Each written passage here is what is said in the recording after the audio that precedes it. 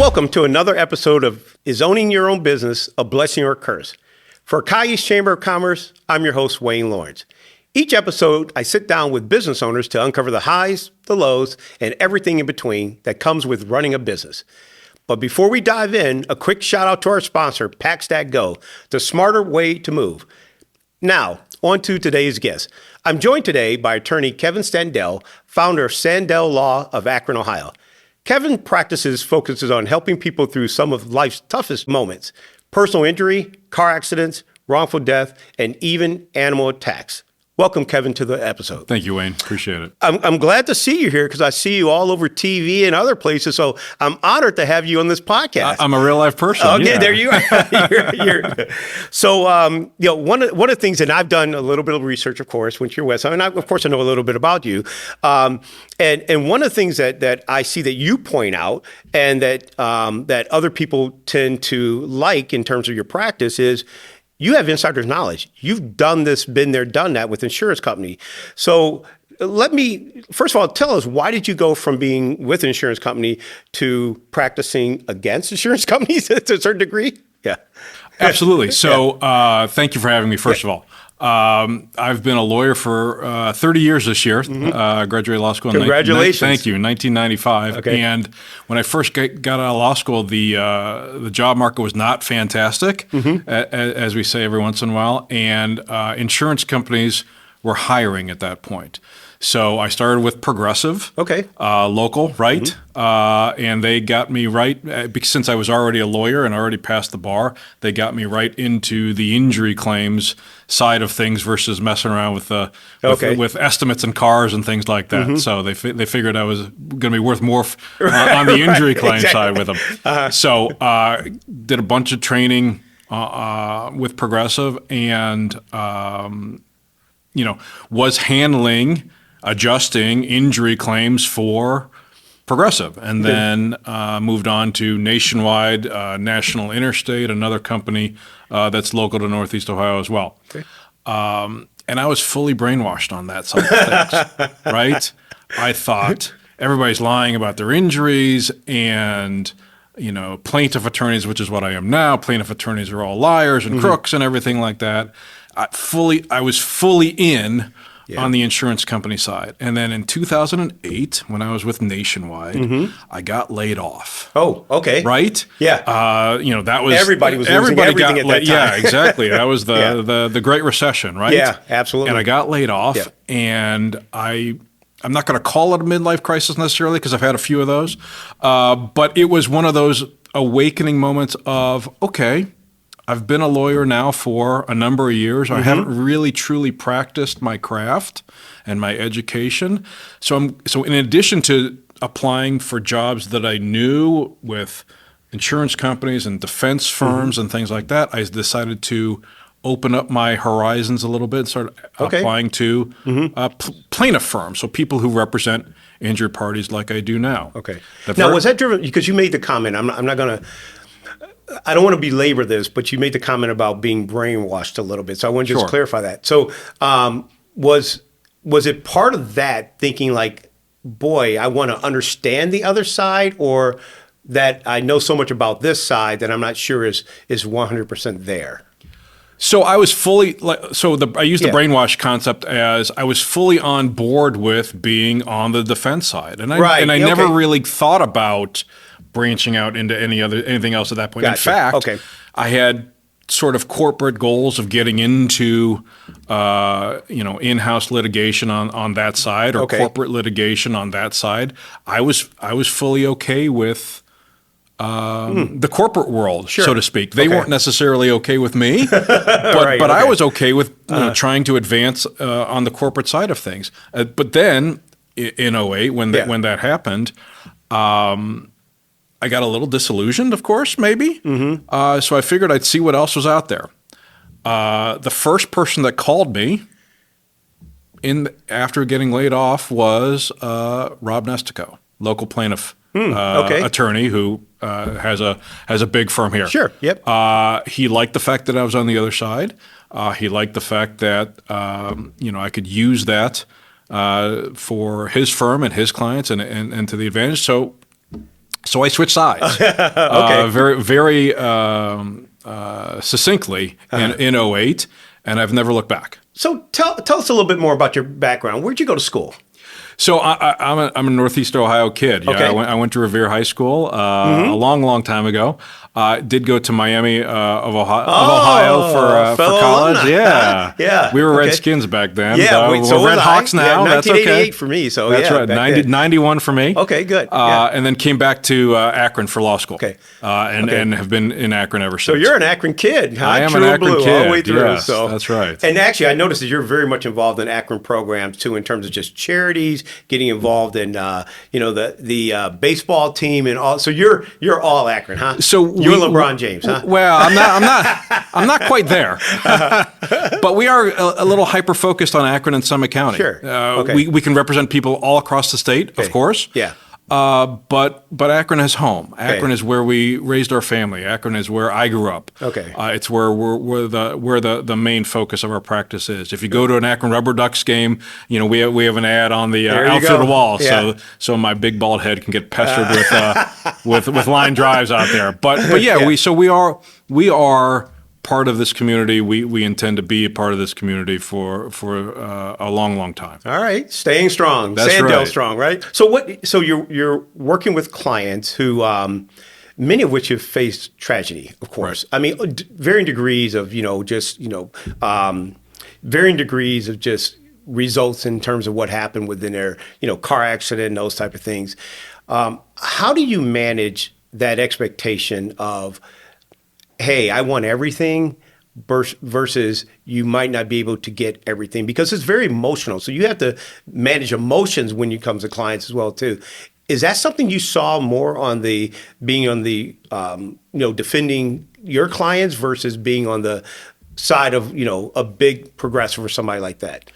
So on the insurance company side, you don't see any of that. Yeah. Right? Because if you do well on a case on the insurance company side, Yeah. you get 5 more cases put on your desk. Okay. So you're not interacting with people necessarily and going to their homes and listening to their stories, because 90% of the cases that I was dealing with, those injured people had attorneys representing them. So Gotcha. so you're Okay. dealing with the attorney, not necessarily the actual injured party. Okay.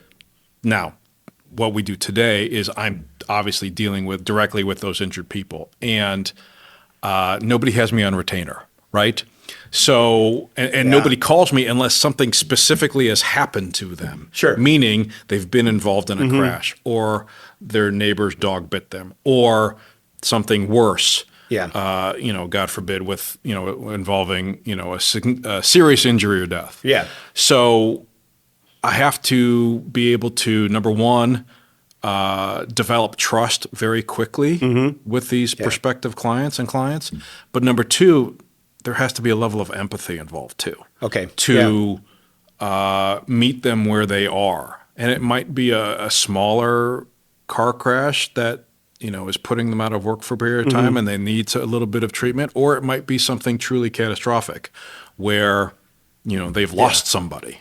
So this might be asking the obvious, but is that the blessing of it all?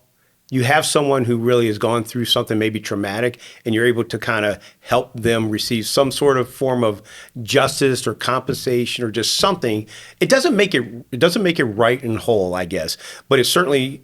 I guess the person would certainly feel maybe better about things, or like there was some justice to it.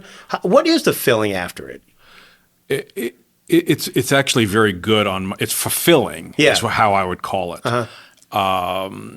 Because if you asked practically every one of my clients to whether or not they want to go through this process or just have a time machine and make it have never happened before, they would almost all say, "I want the time machine, please." Right. I don't want to deal with the crash, Yeah. the injuries, the treatment, the pain, the discomfort. They don't want to deal with that. Okay. However, it has now happened to them.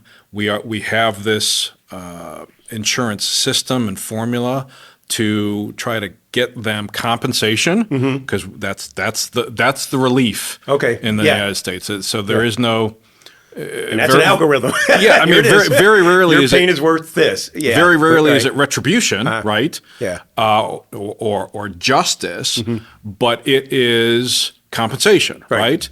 And on this side, to be able to make that happen and to gain that compensation for my client and be able to hand them, literally handing them a check, can be very rewarding, regardless of the level of the injury. Sure. Okay. You know, if I can tell a quick story, I, very early on in my career, I had a 14-year-old client dealing with her mother, of course, and the 14-year-old was a passenger in a vehicle, and she got hurt a little bit, not what I would call a major injury claim of any kind, and we were able to get it settled, right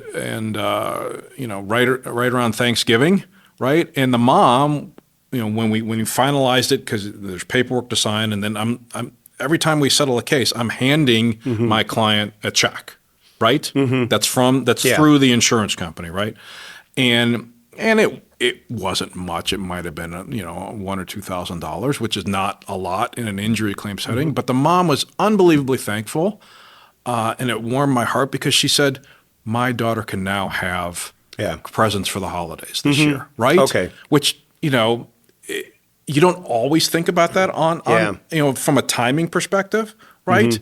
But that was one of the most rewarding cases I've ever had, which even though it was, in the grand scheme, not a giant case, but it was that feedback from the client made it a blessing, made it fulfilling for me. And it brought closure. Yes. The one thing that's closure. Yeah. The one thing all of the settlements do is bring closure to that chapter of somebody's life. Sometimes that is a 3 or 4 month chapter. I just resolved one of my oldest cases that's 6 years old. Oh, boy. Right? Wow. So that crash happened over 6 years ago. And with injuries and treatment and fighting with the insurance companies and litigation and all of these steps. And finally now, over 6 years later, we have finally brought that case to closure. Okay. Are you moving? Why wrestle with flimsy cardboard boxes and endless rolls of tape? Packstack Go believes moving should be efficient, eco-friendly, and hassle-free. Packstack Go delivers sturdy, stackable bins right to your door and pick them up once you're done. Simple, smart, and stress-free. Pack smart, move easy, go green at packstackgo.com. So at the end of the day, it's still a business you run as well, right? You've got expenses, you have revenue coming in and those type of things. Tell us a little bit about your practice, your staff. How many people are involved? So I am the only attorney at this point, but hopefully we're going to make that change here pretty soon. Okay. We have four staff. Okay. So, and a paralegal, case manager, a legal assistant, so sort of levels, right? Yeah. And then my wife Lori is COO, director of operations. Okay. And she oversees everything and helps run the business along with the home front too. So I think I read something about Lily. Who's Lily?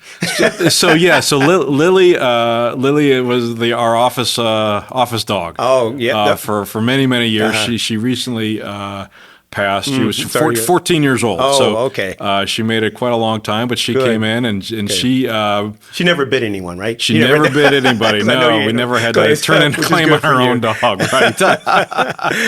Well, what I had read, Lily was as much as the firm and your family as anything. So yeah, absolutely, that's great. Yeah. So you've got this smaller, you're sole practitioner, this smaller practice or firm, but mighty, and we're going to talk about the mightiness, the strong, the Sandel strong.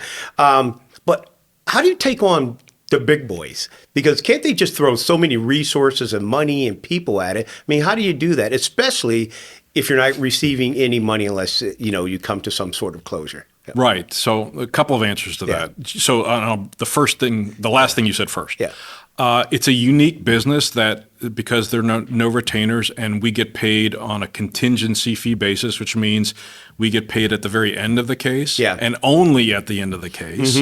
So If something happens to you today, Yeah. and you choose to sign up with us to represent you today, the income on your case may not come in and for another 6, 9, 12 months beyond that. Right. So at the beginning of the law firm, there were some Had to be lean times. some lean months. Because you had expenses coming, but you didn't have the revenue coming. Exactly. Yeah. So we are fully within that cycle now. Yeah, So okay. revenue is coming in as new cases are coming in Things as are well. closing. Okay. Answering the first part of that question, you're right. It's a very highly competitive industry. And there are what we call the 800-pound gorillas Sure. in our industry that I will never be able to outspend. Right? Right, yeah. Because you're right. They have the resources, and they, I'm not going to name them, but you see them. You know who they are. They're on TV much more than I am. They're on radio. They're all of those things. So we have to bob and weave a little bit, right? Okay. And we have to do some of the things that either they used to do and don't do anymore, Right. Or they just don't do. Let me give you an example. For a number of years in the Akron area, Giant Eagle, they have grocery carts, right? And there was a company that sold advertising on the grocery carts for the Market District Giant Eagles. Yeah. So there were 3 of them in the Akron area at that point. And so we had an ad on all of the Giant Eagle grocery carts. Yeah. In 3 different for the Market District locations in the Akron area. That's not something the big boys are going to even bother doing. No, not right? at all. It's not beneath them, but they're doing other things. Well, you would be surprised at the notoriety that I got from those grocery carts. Yeah. And Lori would get texts from friends. I'm shopping with your husband today. Those kinds of things. But with a goal of being top of mind if and when something happens to you, it all counts. Well, and I know, so let's talk about that direct to consumer, because I also see you have a lot of activity on social media. Right. I think Lori's involved in that. So Absolutely. we'll just recognize her right now for all that she does. Shout out. Exactly. And you were recognized as one of the top 100 lawyers in terms of injury lawyers, et cetera. So congratulations to you. That's a heck of an accomplishment.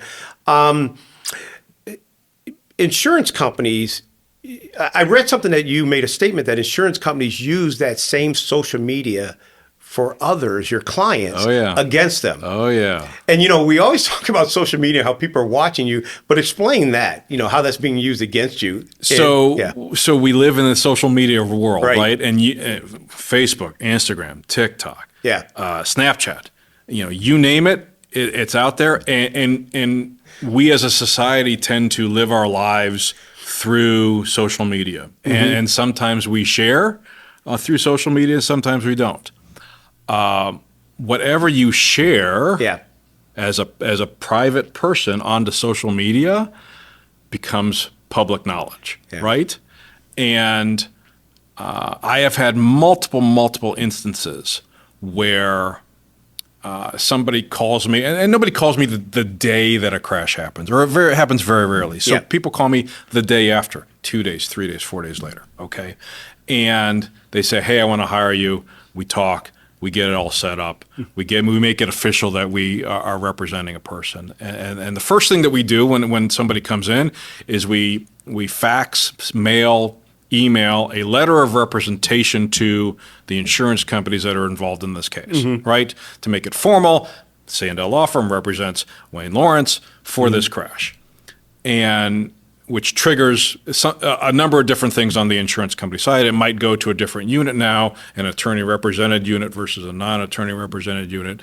It may, depending on the injury, may kick to a different level adjuster, all these kinds of things, right? And on the insurance company side, the insurance adjuster who's assigned to that case is tasked with calling our office and getting the initial information from us. Okay. They might have a copy of the police report, so they know our client's name. They might have the address, but they don't know what the level of the injury is. Are they missing time from work? So basic injury information. And sometimes they let it slip, and I think it's a slip versus anything else. Right. Oh well, I checked out your client on Facebook, and the first couple of times that happened, I saw your client doing ballet, but yet they're hurt. right? It kind of blew my mind a little bit. What do you mean you've already checked out my client on Facebook? Right. So yes, they're trying to use social media against us and against our clients, looking to see if they are skydiving 2 days after the crash, right? Exactly. While they claim to be injured, right? So that is a cautionary tale, right? For all of us to say, if you get injured in a crash, your life is on record at this from that point forward. So Kevin, get strong, Sandel strong. That's a powerful message. But many business owners face situations where they have to be strong. Have you faced a situation where you really had to go to the next level and just really be strong and pull within yourself? Of course. Of course. Just even let's start from the beginning. Opening up, our own shop, our own law firm, that was a risk, right? Absolutely. And again, when we talk about the life cycle of a case and how we don't get paid until that contingency fee is earned at the end of the case, so the first 6 months of the business, there wasn't a whole lot of income rolling in, right? Right. So, but there were still opening expenses and rent and things like that. So there was, did we have a plan? Of course we did. Yeah. I used to torture Lori with this. So our first office was in the basement of this office building right on West Market Street in Akron, Fairlawn. 250 square feet, smaller than this the studio, and we had a phone, but no cell service. And no windows. Oh. So a tornado could have blown off the first 3 floors of this building. Right. I wouldn't know at all, right? Yeah. But I'd sit there. I'd sit at the computer. I'd have a desk. I had a file cabinet. I had a little fridge and a phone. And I'd stare at the phone, and it wouldn't ring. So Lori will attest to this. Multiple times. Yeah. I would call her and say, Can you call the office just to make sure that the phone is working? Yeah. And she would. Yeah. And she called, and it was always working. But in the beginning, when I didn't have a name and we were doing far less advertising than we're doing now, nobody knew. Yeah. Right. So those were scary times in the beginning to make when we made that leap and it was very slow, right? Think of a snowball rolling downhill. Sure. Well, yeah. It wasn't a very steep hill in the beginning. It was just kind of really slow.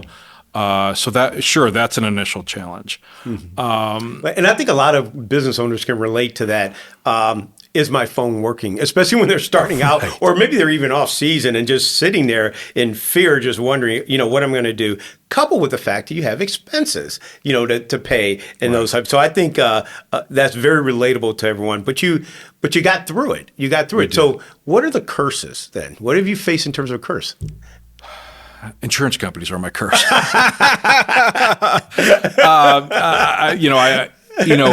Believe me, they probably curse you too. They might do that too. They might do that too. No, keeping clients coming in the door. I'm not going to call it a curse.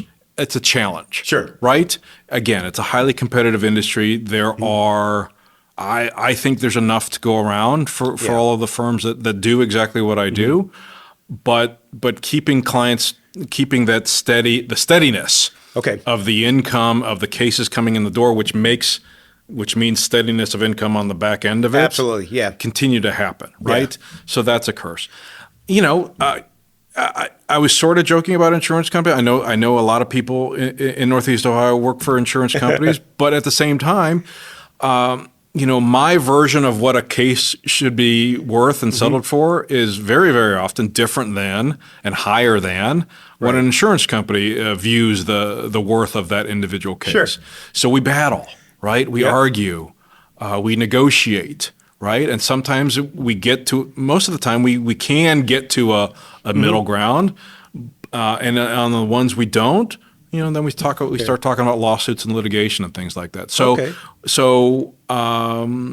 we're ready to fight for our clients for as long as that takes and as far as that goes. And there you go. Insider knowledge, outstanding results. Thank you. I like that. Sandel Law.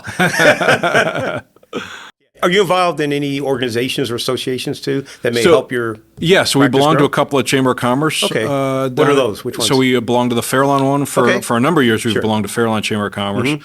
This past year, we joined Greater Akron Chamber of Commerce as well. Perfect. To facilitate the business, to work on marketing, B2B, Yeah. right? Okay. Versus what we typically do, which is direct to consumer. Networking, Okay. you never know where that next case is going to come from, right? Exactly. Yeah. Because it can, we do, obviously a lot of what we do is directly to the general public. It can come from you, your brother, your neighbor, right? And you know me, and you pass that information on, so it can come from practically anywhere. So we're going to have people who are watching and listening and wondering if they should do the same thing, not necessarily go to the other side or do this, but they're attorneys. There are a lot of attorneys out there who've thought about going out on their own. Yeah. What advice would you give them, or just watch outs? Oh, what a loaded question that is. Stay strong. Yeah, stay strong, right. When I was in law school, at least 30 plus years ago, we were taught the law, and we were taught different topics within the law. There wasn't a whole lot about how to be a good business owner in the law. So that a lot of trial and error when it comes to that. Okay. At least that we've gone through. Okay. But if it's a passion of yours, if you believe that being your own boss can be fulfilling for you, absolutely explore it. Okay. It was a slow process for me. Yeah. Okay. It's not like I snapped my fingers one day after being, doing other things, saying, boom, I'm going to open up my own law firm. It was probably a 6-month process for me. Yeah. From, figuring out, having a little bit of an inkling, right? Do I want to be my own boss? Do I want to continue to work for other people the rest of my life, right? And then it was, all right, well, what are the things that I'm going to need? I'm going to need an office space. I'm going to need to form some level of a corporation. I'm going to need, am I going to get employees, non-employees, furniture, computers, systems? Those are those expenses we talked about earlier. Right, yeah. So it was a slow burn process for me, but every step that I took made me want to keep taking the next step. Okay. Right? Yeah. So it wasn't that step looks too big, I'm gonna turn back. Every step was, okay, I've done this. Now I'm gonna do the next step. All right, I did the next step. Now and so on, to the point, and I kept going to the point of, wow, I really think I can do this. There was a lot of faith involved too. Both internal faith and faith from Lori, and she had the stable income at that point, so that obviously helped. When you have a partner too, that's when you're that obviously helped. It makes a big difference. Kevin, thank you for sharing your journey. Yeah, thank really you. Appreciate it. Appreciate your time and everything you've done. I know that people are going to be watching, they're going to be listening. First of all, I'm pretty sure they took notes about what to think about if something should happen to them, those type of things. But more importantly, just your caring for others and getting justification for them is certainly the blessing. So thanks for tuning in to Is Owning a Business a Blessing or a Curse? Remember, whether you see it as a blessing, a curse, or a little bit of both, it's the challenges that shape us and the lessons that move us forward. Hey, if you like this episode, don't forget to comment, like, and share. This podcast was made possible with the support of our sponsors. Find more ways to grow at kyeast.org.